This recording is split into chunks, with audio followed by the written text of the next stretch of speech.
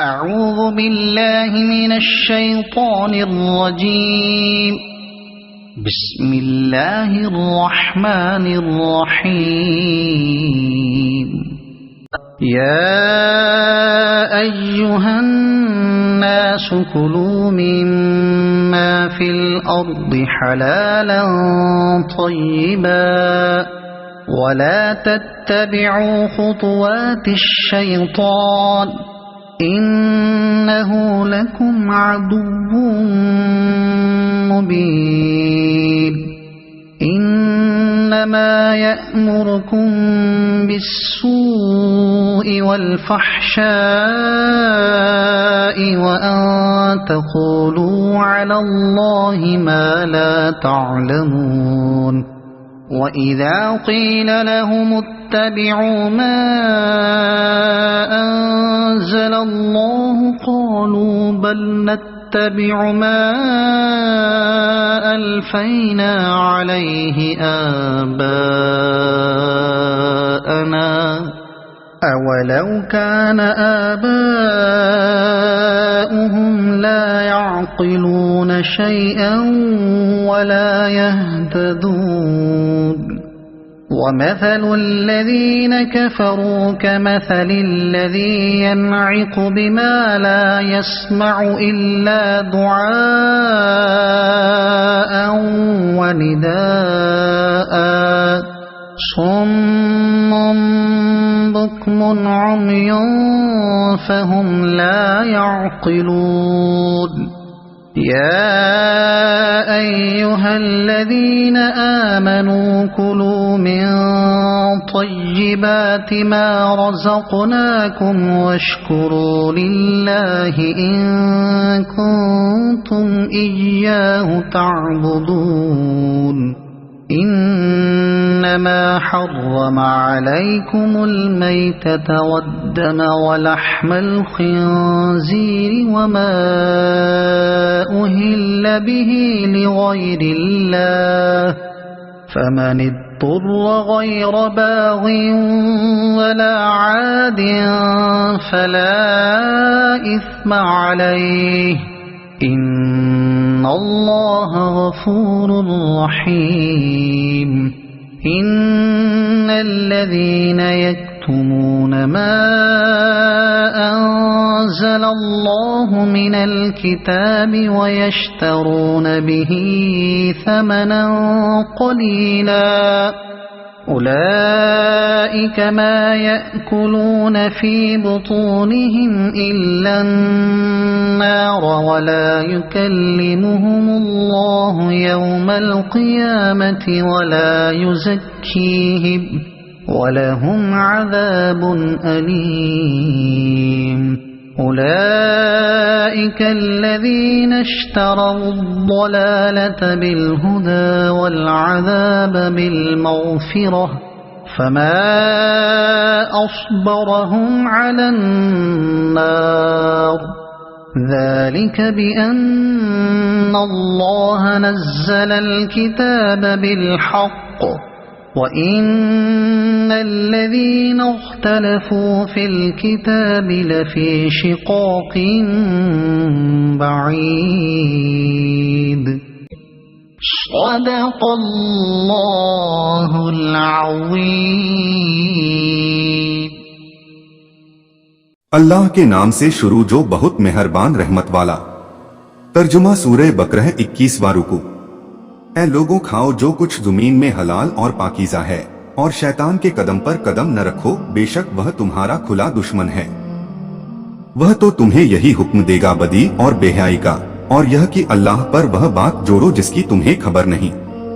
اور جب ان سے کہا جائے اللہ کے اتارے پر چلو تو کہے بلکہ ہم تو اس پر چلیں گے جس پر اپنے باپ دادا کو پایا، کیا اگرچہ یدیپی ان کے باپ دادا نہ کچھ عقل رکھتے ہو نہ ہدایت. اور کافروں کی کہاوت اس کی سی ہے جو پکارے ایسے کو کہ خالی چیخ پکار کے سوا کچھ نہ سنے. بہرے گونگے اندھے تو انہیں سمجھ نہیں. اے ایمان والو کھاؤ ہماری دی ہوئی ستھری چیزیں اور اللہ کا احسان جانو اگر تم اسی کو پوجتے ہو. اس نے یہی تم پر حرام کیے ہیں مردار مرت اور خون اور سور کا گوشت और वो जानवर जो गैर खुदा का नाम लेकर ज़िबह किया गया। तो जो नाचार हो न यूं की ख्वाहिश से खाए और न यूं की जरूरत से आगे बढ़े तो उस पर गुनाह नहीं। बेशक अल्लाह बख्शने वाला मेहरबान है।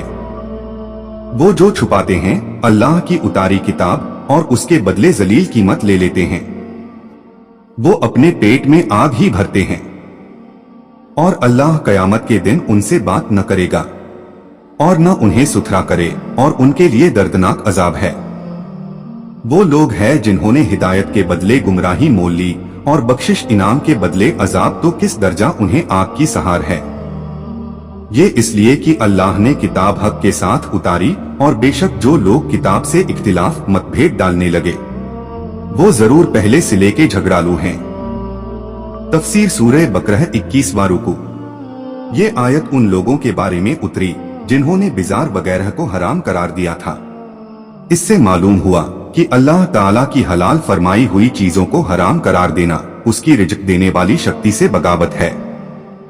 मुस्लिम शरीफ की हदीस में है, अल्लाह ताला फरमाता है, जो माल मैं अपने बंदों को अता फरमाता हूँ वह उनके लिए हलाल है और उसी में है कि मैंने अपने बंदों को बातिल से बेतल्लुक पैदा किया, फिर उनके पास शैतान आए और उन्होंने दीन से बहकाया और जो मैंने उनके लिए हलाल किया था उसको हराम ठहराया।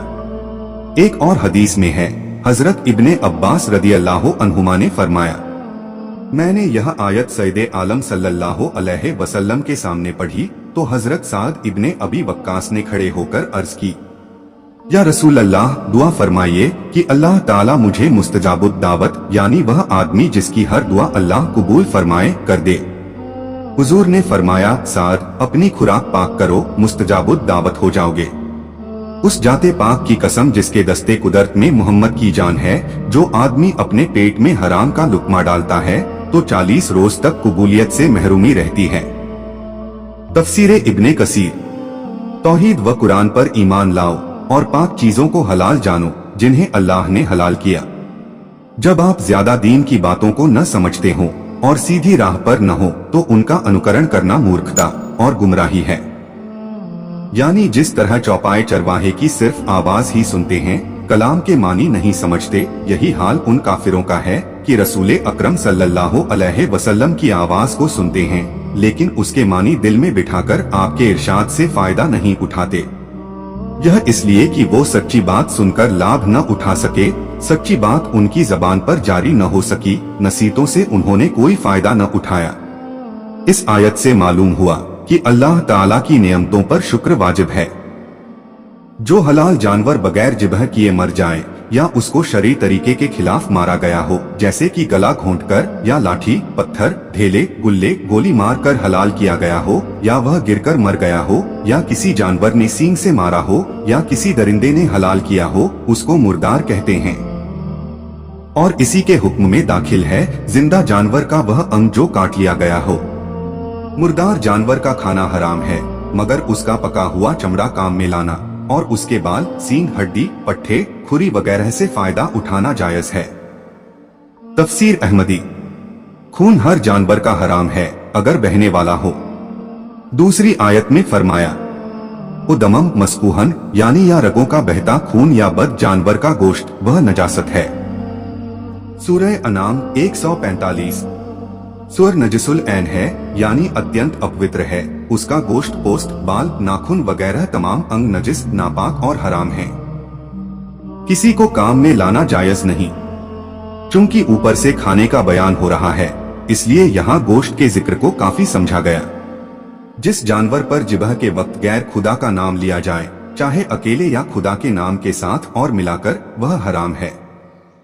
और अगर खुदा के नाम के साथ गैर का नाम और कहे बिना मिलाया तो मकरूह है। अगर जिबह फकत अल्लाह के नाम पर किया और उससे पहले या बाद में गैर का नाम लिया, जैसे कि यह कहा अकीके का बकरा या वलीमे का दुम्बा या जिसकी तरफ से वह जबीहा है उसी का नाम लिया, या जिन वलियों के लिए सवाब पहुंचाना मंजूर है उनका नाम लिया, तो यह जायज है, इसमें कुछ हर्ज नहीं। तफसीर अहमदी। मुज्तर अर्थात नाचार वह है जो हराम चीज खाने पर मजबूर हो और उसको न खाने से जान जाने का डर हो, चाहे तो कड़ी भूख या नादारी के कारण जान पर बन जाए और कोई हलाल चीज हाथ न आए, या कोई व्यक्ति हराम के खाने पर जबर करता हो और उससे जान का डर हो। ऐसी हालत में जान बचाने के लिए हराम चीज का जरूरत भर यानी इतना खा लेना जायज है कि मरने का डर न रहे।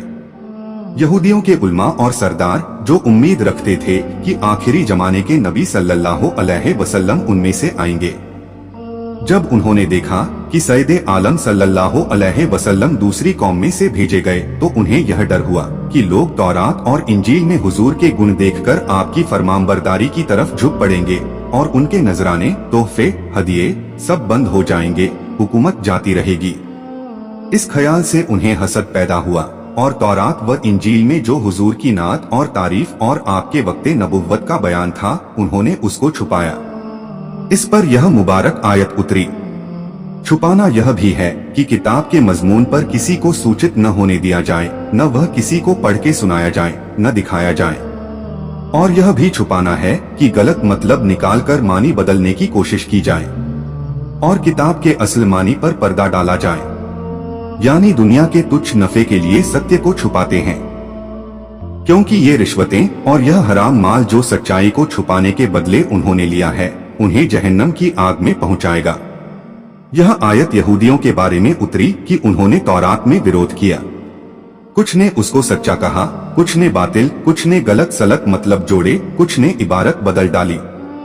एक कौल यह है कि यह आयत शिर्क करने वालों के बारे में नाजिल हुई। उस सूरत में किताब से मुराद कुरान है और उनका विरोध यह है कि उनमें से कुछ इसको शायरी कहते हैं, कुछ जादू, कुछ टोना टोटका। तर्जुमा और तफसीर कंजुल ईमान। अल्लाह की बारगाह में दुआ है कि अल्लाह अज्जव जल्ला हम सभी को कुरान और इस्लाम के मुताबिक जिंदगी गुजारने की तौफीक अता फरमाए, आमीन। और कोशिश कीजिएगा कुरान शरीफ को समझने की। वीडियो को सवाब की नीयत से आगे शेयर करें ताकि कयामत तक सदका ए जारिया का सवाब आपको भी मिलता रहे और ये आपके और मेरे, हम सभी के निजात का जरिया बने। कुरान शरीफ की और ज्यादा मालूमात के लिए हमारे चैनल नसीम वॉइस सरखेज को सब्सक्राइब जरूर करें। इंशाअल्लाह मिलते हैं अगले वीडियो में। अल्लाह हाफिज।